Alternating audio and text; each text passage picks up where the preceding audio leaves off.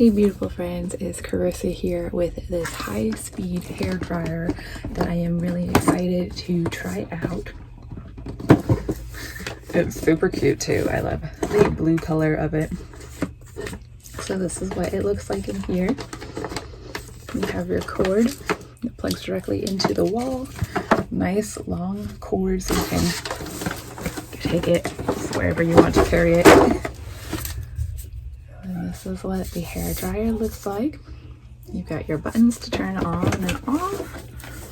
And then you also have this that you can put on the front of it to kind of do like a more like sections of hair too. Okay, so this is an essence. So it's like a fragrance that you can add if you want to have your hair smelling amazing.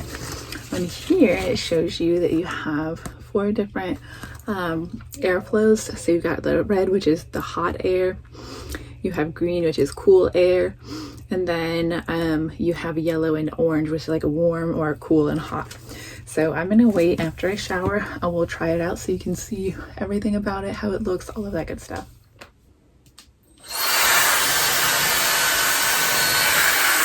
The red wing here. And the green.